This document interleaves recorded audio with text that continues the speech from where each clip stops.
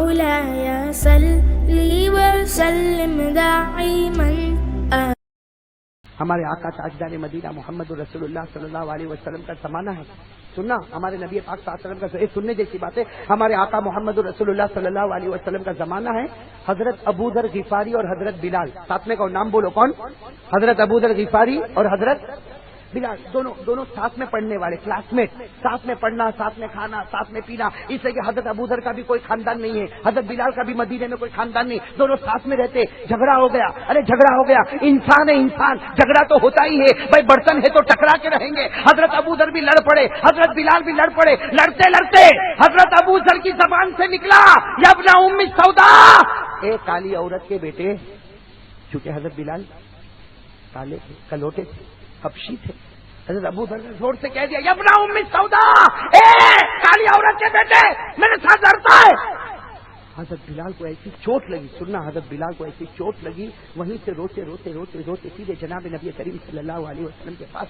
اللہ کے رسول صلی اللہ علیہ وسلم نے پوچھا, بلال, اے بلال, یہ تیری آنکھوں میں آنسو کس بات کے, اور تو ایسا عجیب طریقے کا تو روتا ہے, کیا تکلیف ہوئی؟ کہا اللہ کے رسول, ابو ذر ہے, ابو ذر جو میرے ساتھ اٹھتے بیٹھتے کھاتے پیتے, آج انہوں نے میری ماں کو گالی دی ہے. کہا کالی عورت کے بیٹے, اگر مجھے کالا کہا ہوتا یہ بلال برداشت کر لیتا, لیکن میری ماں کو کالی کہا, یہ مجھ سے برداشت نہ ہوا. ہمارے آقا صلی اللہ علیہ وسلم کے چہرے کا رنگ بدل گیا. فرمایا, بلاؤ ابو ذر کو بلاؤ. حضرت ابو ذر رضی اللہ تعالیٰ عنہ آئے. ہمارے آقا صلی اللہ علیہ وسلم نے پوچھا, اقلت ہکذا یا ابا ذر, اقلت ہکذا یا ابو ذر, تم نے ان کو یہ کہا کالی عورت کے بیٹے, یہ کہا؟ اب ہماری طرح ہوتا تو جھوٹ بولتا, ہماری تو عادت ہے مار کے بھی نہیں مارا, پٹک کے بھی کہا میں نے نہیں پٹکا. میں تو اس کو دیکھا, پہلی مرتبہ دیکھا, یہ کون ہے؟ کمینہ جھوٹا. حضرت ابو ذر رضی اللہ تعالیٰ عنہ کو پوچھا, اقلت ہکذا یا ابو ذر, تم نے ایسا کہا کالی عورت کے بیٹے کا؟ حضرت ابو ذر, اب تو حضرت ابو ذر کا غصہ بھی ٹھنڈا ہو گیا, گردن چکا کر کہا, نام یا رسول اللہ کی کہا. او ہو, اتنا کہا کہ میں نے کہا. ہمارے آقا صلی اللہ علیہ وسلم کے پورے چہرہ لال لال ہو گیا. کیا فرمایا؟ یا ابا ذر انک امرؤ فیک جاہلیۃ. فرمایا, ابو ذر زمانے جاہلیت میں تم ایک دوسرے کو مارا کرتے تھے, ایک دوسرے کو گالی دیتے تھے, ایک دوسرے کو تانا دیتے تھے. محمد کے آنے کے بعد, اسلام قبول کرنے کے بعد ابھی بھی تمہارے اندر جہالت ہے. کیا فائدہ اسلام کا, کیا فائدہ میرے آنے کا؟ جو زمانے جاہلیت میں کرتے تھے وہ ابھی بھی کرتے ہو, نکل جاؤ. ہمارے نبی نے نکالا. کن کو نکالا؟ حضرت. کہاں جائیں گے ابو ذر؟ نبی کے دربار سے نکلے, کہاں جائیں گے؟ میرے دوستوں, لکھا ہے کہ گرم گرم زمین تپ رہی ہے, زمین تپ رہی ہے, عرب کی زمین تپ رہی گرم گرم. اور حضرت ابو ذر فرماتے, میرے رب کی قسم میرے پاس صرف اتنی چادر تھی کہ میں نے ناک سے لے کے گھٹنا چھپایا تھا, باقی پورا بدن میرا کھلا تھا. یہ کہاں گئے؟ بازار میں گئے, اور بھرے بازار میں جا کے سو گئے, گرم گرم تپتی ہوئی زمین پر سو گئے. میرے پیارو, آپ بتاؤ, اگر ہمارے پاس چپل نہ ہوئے کہ پاؤں میں, تو ہمارے تلوے جلتے نہیں جلتے؟ میں آپ کو 4 سال پہلے کی بات بتاؤں, میں وہاں مدینہ منورہ میں تھا. مدینہ اللہ سب کو وہاں لے پڑ جاوے. میں جب مسجد کے باہر نکلا تو چپل غائب. بھائی وہاں ہوتا ہے چپل غائب, اس لیے کبھی ادھر ادھر صفائی کرنے والے ادھر ادھر رکھ دیتے, کچھ ہو جاتا تو چپل غائب. تو میں آپ کو صحیح بتاؤں کہ اب مدینے کی مسجد سے نکل کر سامنے وہ چپل والے کی دکان, وہاں تک جاتے جاتے میرے یہ تلوے جو ہے ایسے لال ہوئے. اندازہ ہوا کہ تو اتنا چلا تو تیرے تلوے لال ہو گئے. ابو ذر تو اسی زمین پر لیٹ گئے تھے, ان کی پیٹھ کیسے لال ہوئی ہوگی؟ حضرت ابو ذر غفاری زمین پر لیٹ گئے. اب سارے صحابہ, ارے کوئی بھی اتنا کپڑا پہنا ہوا, جب لیٹے گا تو پیٹ جلے گا کہ نہیں جلے گا, پیٹھ جلے گی کہ نہیں جلے گی, پاؤں جلیں گے کہ نہیں جلیں گے, پنڈلیاں. اب سارے صحابہ جمع ہو گئے, تم یہاں پر ابو ذر کھڑے ہو جاؤ, یہ کیا کرتے ہو؟ پیٹھ جل جائے گی, ارے پاؤں جل جائے گا, ارے ابو ذر اٹھو, یہ کیا کرتے ہو؟ ابو ذر نے کہا, اللہ کی قسم نہیں اٹھوں گا. آج پورا عرب یہ منظر دیکھے گا. ابو ذر کہتے میں نہیں اٹھوں گا. بلال مجھ سے ناراض ہو گئے ہیں. بلال آئیں گے اور اپنے پاؤں سے میرے گھال کو روندیں گے, تب جا کر میں سمجھوں گا کہ ابو ذر کی معافی ہو گئی ہے. کیا فرمایا؟ دیکھو یہ انسان کا حق انسان پر کتنا بڑا ہوتا ہے, ہوتا نہیں ہوتا. وہاں لوگوں نے حضرت بلال کو خبر دی, بلال چلو, ابو ذر مر جائیں گے, وہ بالکل تب جائیں گے, ان کی پیٹھ تو جل چکی ہے, ان کا پاؤں جل چکا ہے. اے بلال جلدی چلو. وہ قسم کھاتے کہ جب تک تم اپنا پاؤں ان کے گال پہ نہیں رکھو گے وہاں تک ان کی معافی نہیں ہوگی. اور بلال تو بلال تھے نا, بتاؤ نا, رحم ہوتا ہے کہ نہیں ہوتا؟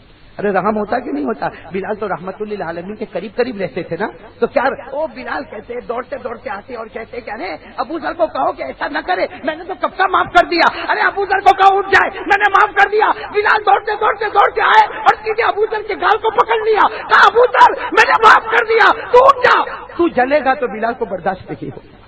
تو کیا کہا ابو ذر نے کہا نا بلال میں نے تو قسم کھائی، میں نے قسم کھا لی ہے بلال یہ ہو کے رہے گا ورنہ ابو ذر اپنی جان دے دے گا۔ مجبوراً حضرت بلال آئے اور اپنا پاؤں حضرت ابو ذر کے گال پر روندا اور بلال نے زور سے چیخ ماری اور اس کے بعد آگے بڑھ گئے۔ حضرت ابو ذر اٹھے، بلال کو گلے لگایا اور کہا اب مجھے امید ہے میرے خدا نے مجھے معاف کر دیا ہوگا، اب مجھے امید ہے میرے خدا نے مجھے معاف کر دیا ہوگا۔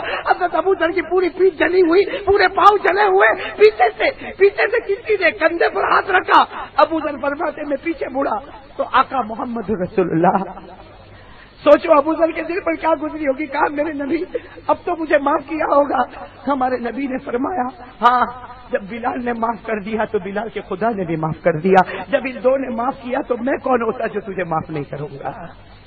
میرے پیاروں کیا یہ ہمارا ایمان ہے میرے دوستوں، یہ ہمارا ایمان ہے میرے دوستوں۔ اور آج ہم لوگ کسی کو بھی مارو، کسی کو بھی گراؤ، کسی کو بھی پٹک ڈالو، کیا قیامت میں نبی یہ نہیں پوچھیں گے میرے دل میں اتنا رحم تھا، تیرے اندر رحم کا کوئی قطرہ ہی نہ تھا؟ میرے دوستوں کیا ہمارے نبی کو بھائی اگر ہم ایک صحابی ہے حضرت زید بن سائنہ، کون نام یاد رکھنا، حضرت زید بن سائنہ رضی اللہ تعالیٰ عنہ، وہ کہتے میں مدینے آیا، سننا حضرت زید بن سائنہ یہ یہودیوں کے بہت بڑے عالم، کون حضرت زید بن سائنہ رضی اللہ تعالیٰ عنہ، یہ کہتے میں مدینے آیا، مجھے یہ دیکھنا تھا کہ محمد نبی ہے یا نہیں ہے۔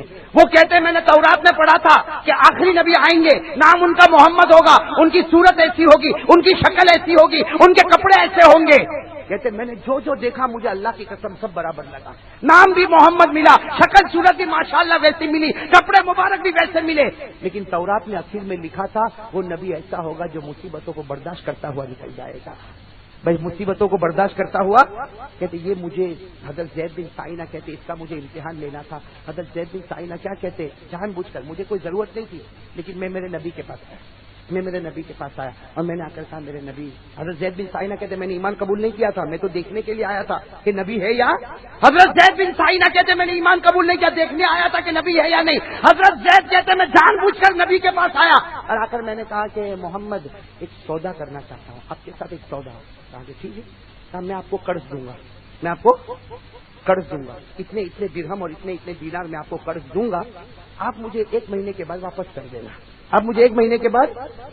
ہمارے آپ کا ساتھ میں فرمایا یہ کون سا سودا، لیکن ٹھیک ہے بھائی میں تو امین ہوں، امانت رکھتا ہوں، امانت سمجھ کے رکھ لوں گا۔ اللہ کے رسول صلی اللہ علیہ وسلم نے زید بن سائنہ کے درہم اور دینار لیے اور زید بن سائنہ نے کہا تھا کتنے دن کے بعد آ کر لوں گا، 1 مہینہ۔ 3 دن کے بعد زید بن سائنہ گئے، سارے صحابہ کا مجمع بیٹھا ہوا ہے، زید بن سائنہ گئے اور کہنے لگے اے محمد وہ میرے درہم دینار کہاں ہے، وہ میرے درہم دینار کہاں ہے، تم نے کہا تھا کہ میں 2 دن میں واپس کروں گا، اب 3 دن ہو گئے تم نے واپس نہیں کیا۔